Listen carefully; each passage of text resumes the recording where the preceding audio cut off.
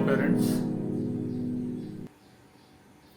Today's topic for the discussion is list of candidates as you have applied in CBSE schools.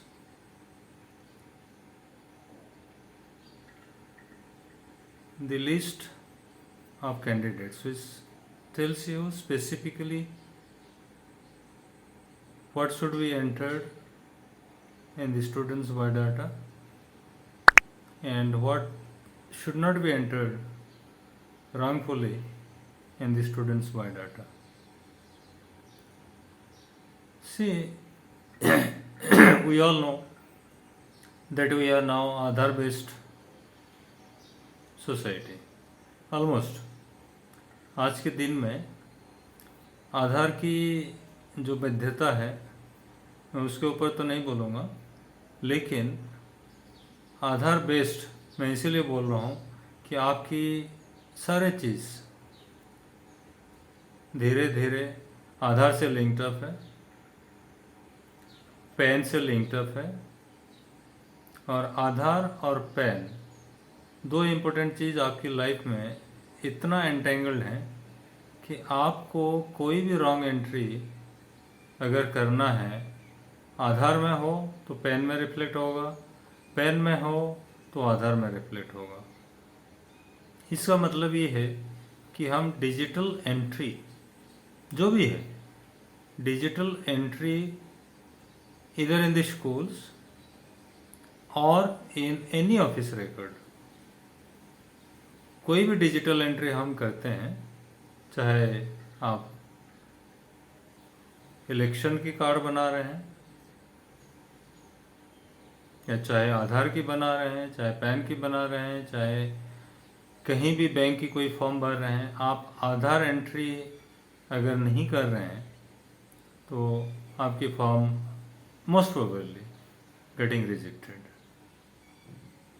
ये बोलने के लिए मैं आप लोगों को डरा नहीं रहा हूँ. जो हम कैजुअली आज तक अप्रोच लिए हैं, जो कैजुअल अप्रोच हमारा रहा है कि चलता है, सब चलता है, तो अल्टीमेटली घूम फिर के नहीं चलता है. आप अगर सुनेंगे तो ये चीज़ नहीं चलता है, क्योंकि आज तो आप चला देंगे. फॉर एग्जांपल कोई रॉन्ग आधार एंट्री करके आप कहीं ऑफिस में गए, कुछ काम आपकी लटक गया था, तो आप उसको बाबू को बता के इधर उधर आपकी स्टोरी सुना के आप अपना काम को निपटा देते हैं. ठीक है, it's not done, not at all done. After 5 years also, when the Aadhaar card will be re-entered or will be verified or authenticated, आपको बहुत पछताना पड़ेगा. रीज़न इज, जब ई वेरिफिकेशन होगा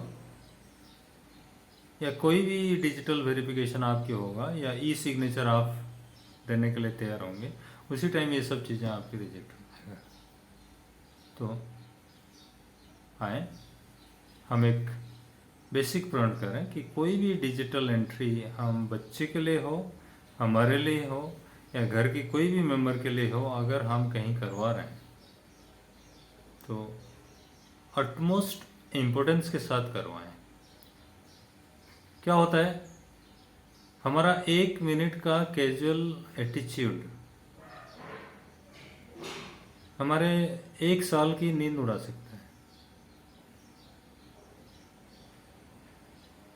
इसीलिए डियर पेरेंट्स, आज जब एलओसी की दौर चल रहा था, आपने ठीक है डाटा स्कूल को दे चुके हैं, स्कूलों ने अपना लिस्ट ऑफ कैंडिडेट्स भर के सीबीएसई को भेज चुके हैं, और सीबीएसई बार बार बता रहा है कि there is no window for रिकरेक्शन.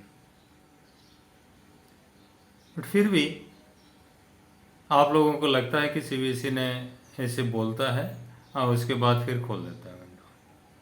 हमारे बहुत सारे टीचर्स को भी ये मैसेज इनडायरेक्टली मैं देना चाह रहा हूँ कि सबकी एटीट्यूड में, सबकी जहन में यही है कि सीबीएसई बोलता है लेकिन फिर विंडो खोल देता है. जैसे लास्ट डेट की बात करें तो लास्ट डेट आपकी सितंबर की जो 14th या 15 था, उसके बाद फिर 28 तक जो एक्सटेंशन हुआ, इससे सबको एक भ्रामक स्थिति आता है कि सीबीएसई तो एक डेट देता है, उसके बाद एक्सटेंशन करता है और हम काम चला लेते हैं, हम करेक्शन कर लेंगे, या आप कैजुअल एटीट्यूड में हो जाते हैं कि करेक्शन हो जाएगा बच्चे के लिए। नहीं हुआ तो, फॉर एग्जांपल नहीं हुआ तो आप सीबीएसई की एलओसी की फाइन स्ट्रक्चर देखे होंगे। आपने एक छोटी सी भूल की एक फिनेंशियल एस्पेक्ट से अगर देखेंगे तो आपको बहुत बड़ा एक मैसेज मिलता है कि एक छोटी सी गलती बट फिनेंशियल पेनल्टीज जो है वो बहुत बड़ा है और इतना इजी नहीं है। आपने स्कूल में फिर अप्रोच करेंगे तो स्कूल वाले भी आपको रास्ता दिखा देंगे, आप जाओ सीबीएसई आरओ से बात करो, रीजनल ऑफिस से बात करो, या हम हाथ खड़े कर देते हैं, आप अपना बीइंग ए पेरेंट आप लिटिगेशन लीजिए और आप करेक्शन करवाएं, बिकॉज आप रॉन्ग डाटा दे रखे हैं, यही होता है। तो मैं आप लोगों सबको being one senior educationist and advisor of schools, मैं ये बताना चाह रहा हूँ कि आप हमेशा ध्यान रखिए आपकी डिजिटल एंट्री के बारे में। ये नहीं है कि आप घर की सामने किसी न्यूज़पेपर वाला से बात कर रहे हैं और कुछ भी बोलते हैं तो चल गया, सुबह सुबह किसी को कुछ बोलते हैं तो चल गया, कोई भी इन्फॉर्मेशन दे दिया तो चल गया, कोई भी आता है घर में तो कुछ भी नाम बता देते हैं, या आप एक लेटर छोड़ देते हैं, या कोई मिसस्पेल्ड करके आप बता देते हैं तो चल गया। वो सब चीज़ें चलता था, अब चलने वाला नहीं है। इसीलिए मेरा एक रिक्वेस्ट है कि आप डिजिटल एंट्री जो भी हो उसको अटमोस्ट इम्पोर्टेंस के साथ प्रॉपर ध्यान दे के एंट्री करवाएगा, तो आप खुश रहे, स्कूल खुश रहेगा, समाज खुश रहेगा, अल्टीमेटली आपके बच्चे खुश रहेंगे कि 15 साल बाद उनको पछताना ना पड़े कि पापा ने क्या एंट्री करवा दी थी। Thank you. जय छत्तीसगढ़, जय हिंद, जय भारत।